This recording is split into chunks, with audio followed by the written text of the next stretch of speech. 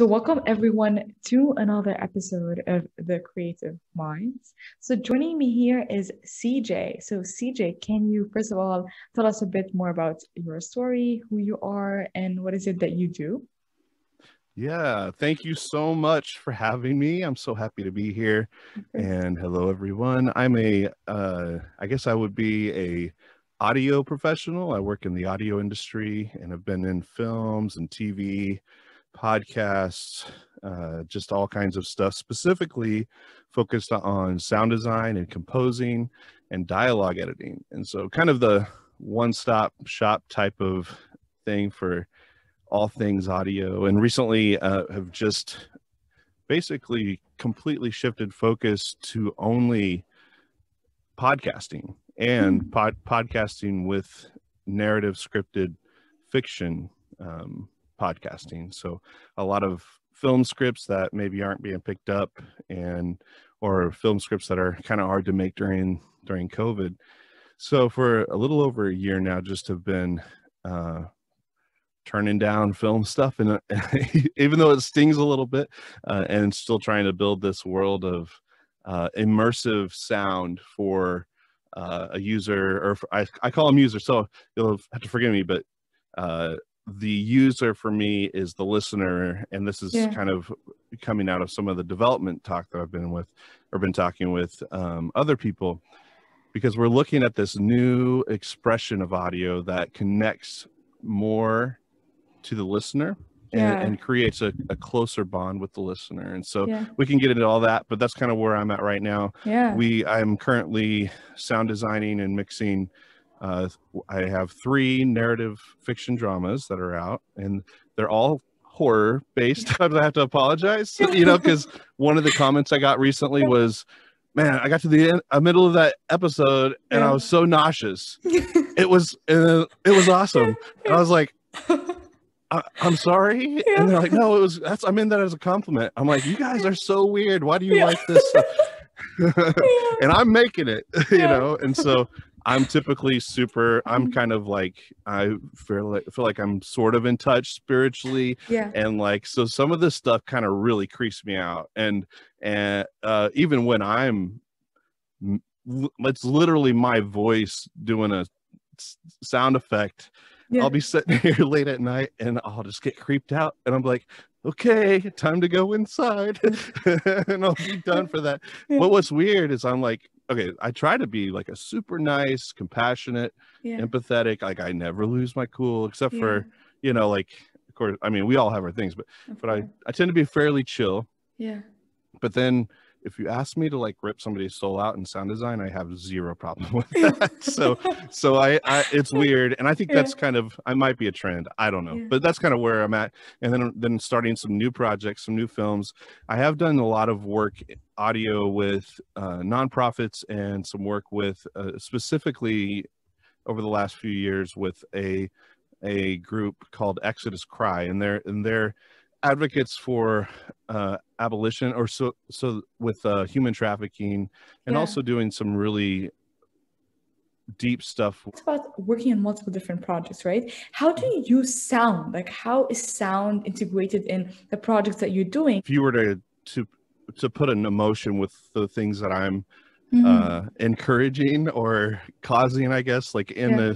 in this sound expression, a lot of it's not a positive experience, Yeah. or maybe it's you're scared, or you're experiencing fear because of, Mm, like something I did, or some kind yeah. of sound design. And it is really the thing that I'm really trying to do is to be unique in the depth of perception. So Mm, what that means is all of the shows are a binaural mix, which is actually starts in a VR environment. So a 3D mm, VR ambisonic. Most of the sound effects are all recorded in ambisonics, which is a 4-channel directional. You can change the direction of that sound, and it's kind of what the VR world lives with, is mm, ambisonics. And so basically what I'll have is a sound world built in VR. And mhm. then sadly with podcasts, I mean, not sadly, but but the limit of what we can do in podcasting right now is to go to a stereo feed. So I basically just take my hand and put it on the back of the listener's head and kind of decide where they're looking, you know, in the VR space.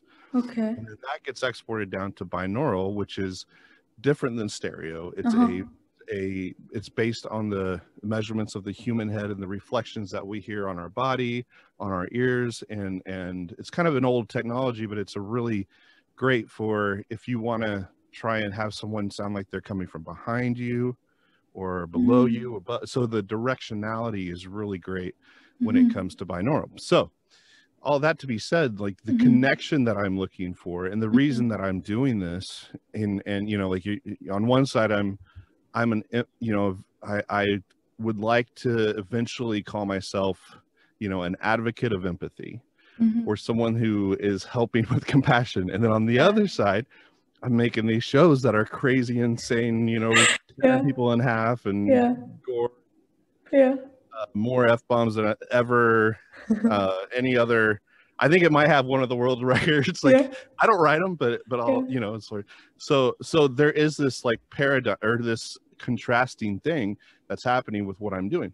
Here's the thing though, like through my life experience, I've learned that a good story is all about contrast. So specifically with audio, if everything's loud, then nothing's loud, or if everything's quiet, nothing's quiet, you know. So the stories and the good dynamic thing is things that have a big contrast. So even the negative experiences in life, you know, recently I've so like through a series, I'm not sure, I'm kind of nervous about this conversation, so, or this part of it I don't get to talk about very often, but so kind of as a PTS, there were some things that happened that I was, you know, I had to work through, and it wasn't to me specifically, but with my family, a really touchy subject, because one of the things that really happened was I shut myself down emotionally to the negative, but I didn't realize that those walls are not semi-permeable. So like if you shut yourself off to a negative experience, then you're no longer able to access the positive experience. And so the balance of making yourself vulnerable and opening yourself to life experiences and letting those things affect you. Because the cool thing about audio, it's just like reading a book, right? Like you read a book and your mind's just like painting all these pictures, and you're very immersed in that. And so that's kind of where, long story into kind of like my thing now. I'll finish this whole like emotional side real quick, because here's where it really started happening. When I was going to launch my podcast, it's not my podcast. I co-host a podcast with two other comedian, voice actors, awesome guys, Davis and Chad, and they are the funny side, and I am the deep diver, I guess. But we have really great conversations with creatives and learning about like what makes us so insane, I guess. It's a podcast, but I would love to think of it more of a movement to unite creatives to help create a better tomorrow based on empathy, compassion, you know, equality, all that kind of stuff. And so that's kind of where that show is. And if you're very empathetic and those scenes or those movies or the projects that you're working on are really getting you to dive into a side that is dark and deep, so why are you still choosing to take on those projects when now you have the choice to choose to take more positive, more empowering projects that can lift other people up? Like obviously so there's two sides, I think. As a professional, you know, I love all the people that I work with, but a lot of times, like, I'm not writing the stories, you know. So it is kind of about connecting with whoever's story it is and the vision of where they're at. So the writer, like, I want any writer that works with, you know, our group to be in a dreamland of just like it's your vision, it's what you know, this expression that you're doing. So, and then, you know, obviously the better I'm at doing that, the more often I'll get money for continuing to do this whole thing. So Yeah. the real nitty gritty is like, this is my day job too. Okay. So the So is this something that you'd want to do constantly, or would you want to change to something else? If I you had think the it's, choice. Yeah. I love, the thing that I do love is the supernatural expression. As far as like the stories that deal with supernatural, or I'd say supernatural. What would it like? Yeah, like aliens and you know, like Yeah. space and Yeah. things that aren't natural, or like the natural things are fine, and some of those stories are even more challenging sometimes because it is just pure realness. Mm. But the anytime there's like a ghost or that type of thing, so I'm drawn to that. I'm not like necessarily like a massive horror fan. Yeah. Like I don't watch a lot of horrors. Yeah. Like I said, I get scared easily, which is Yeah. really funny because Yeah. doing so many scary things. But Yeah. I think that's a unique perspective. Now, here's the other idea of what, and this was one of the argument and things that I got into too, with why Yeah. do people even make horror or like, why do people like to watch horrors? Yeah. Why is it so strong? Yeah. And especially for females, like most of the female filmmakers that I know all either are still doing horror or they started in horror. I say all, most of them for sure. And it's a industry that is predominantly women too. Wow. Like as far as the fan base, there's more females that, or I think it's really close to equal, but yeah, it's not the same in other industries. So I was like really, really interested, like what draws, you know, specifically females to horror. And so there's a couple of episodes. Well, one of them's not out, but we interviewed a couple, and really it changed my mind. It made me really see everything in a different way after they had talked about this. Jill Six is one of them. Jill Sixx is the way you spell it. And she just came out with a new film too. But the thing that she said is the way that it can take away the power of the fear. And so the idea is, you know, I came to a realization is, as a female, and I'm a huge, like, I love, like, all my bosses recently have been female, and and that's on purpose, you know. I think females have it together and they should be doing more leadership, because us dudes are motivated and doing some weird stuff, and I might get some slack, but I don't care. The thing that I realized is let's say, like, you know, when a female leaves to go to her car at night, when I go to my car, I don't have to have my keys in my hand to where, like, you know, they're almost like a weapon, and it never crosses my mind. It doesn't even cross my mind. But for females, that's a very present thing. Like, so why are we creating movies in a way where women are emphasized that you need to fear this? Why aren't we just showing women that they're powerful enough and they don't need to be that? Like, we're kind of re-emphasizing this. We're kind of re-emphasizing that men are still powerful and women are still not. So why I think there's there's that side of it, and then there's also the side that what they were also expressing was like the first time. It was funny. It's like the first time you meet an axe murderer, you don't want it to be out in the street. You want it to be in a controlled environment where you're watching a movie and you're processing this fear. So for what I have found is it's a way to process fear in a way that's in a controlled environment. And so it's a negative experience maybe, but it's something that they can control. And so, like, with Chad and Davis, my co-hosts, they talk about, with comedy, a big part of comedy is taking the power away from something that's negative, turning it on its head and making fun of it. And now it's like you've taken the power away from it. And so part of their expression through this, now, not all, and I don't like all, like, there's some stuff that I'm just like, I don't think it's necessary.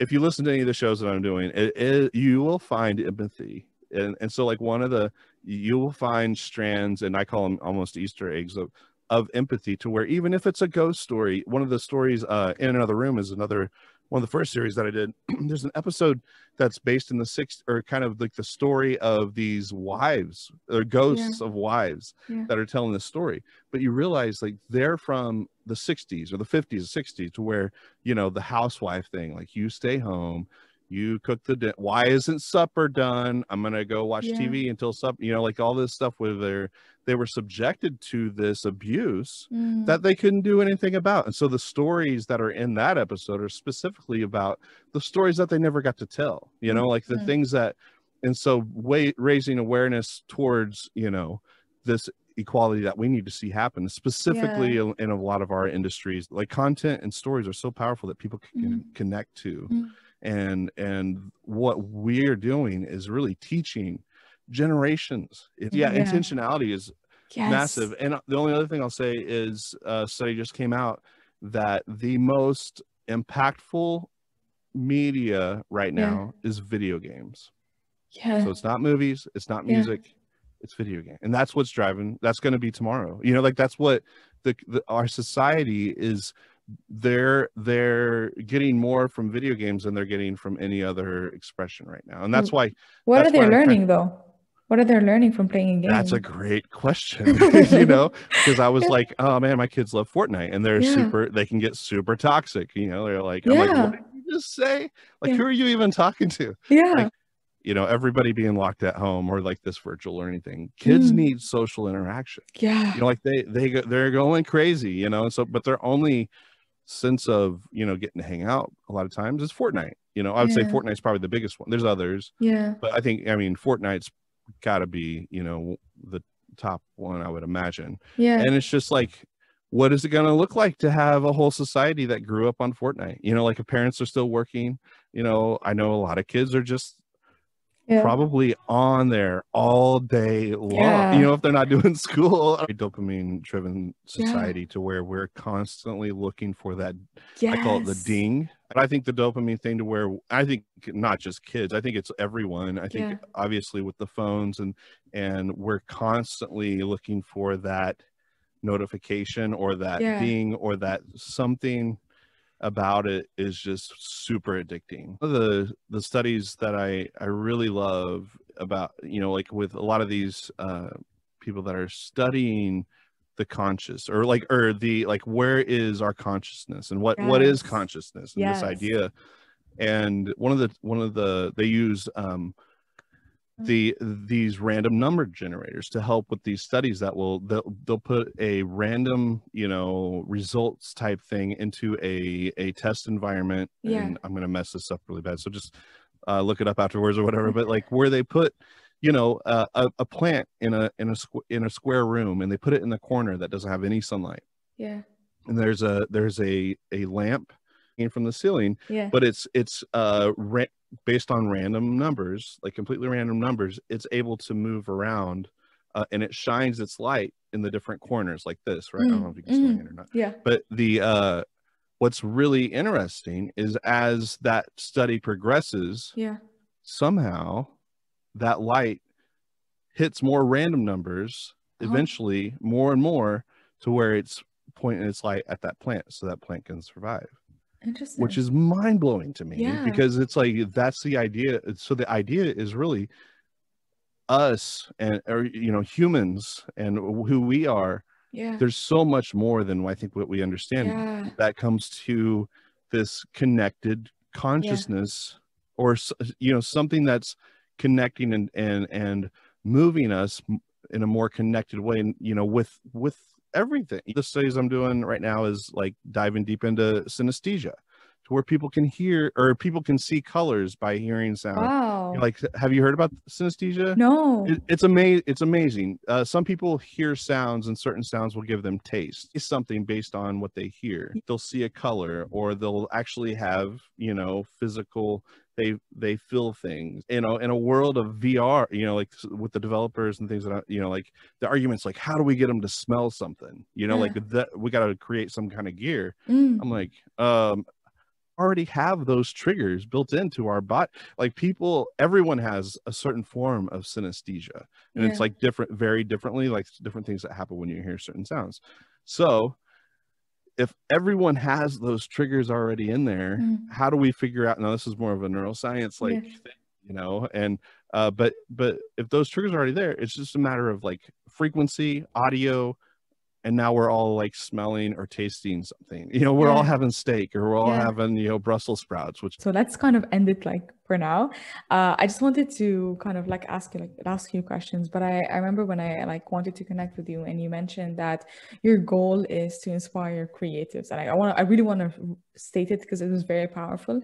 And you said your goal is to inspire creatives to connect and use their powers to make a better future. What do you mean by use their powers? Like, what powers are you referring to? I think the power is really, if you want to go like superhero, it's like it is changing thoughts.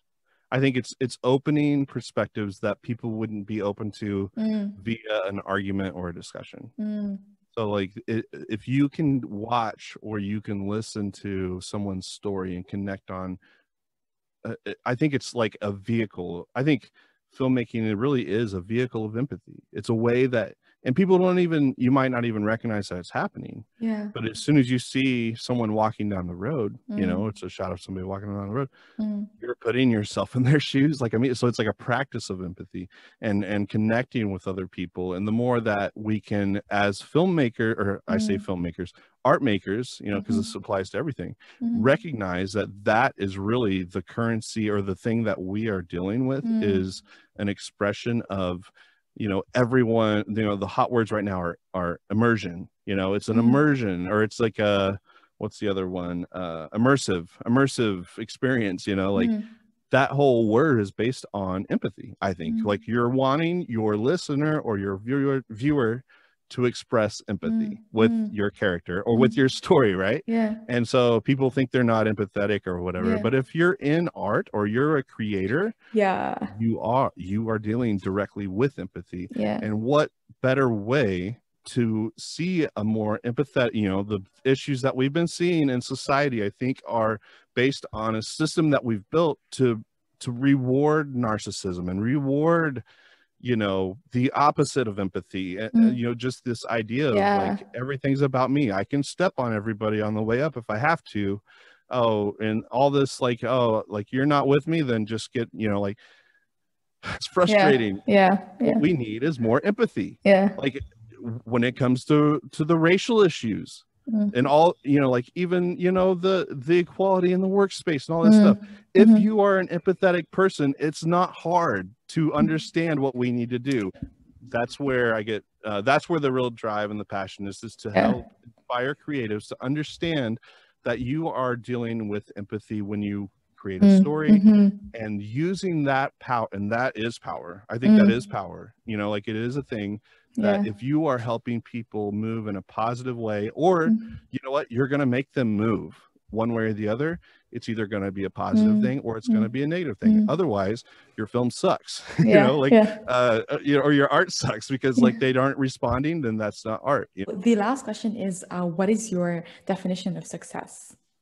My definition of success is you know, I think that's something that's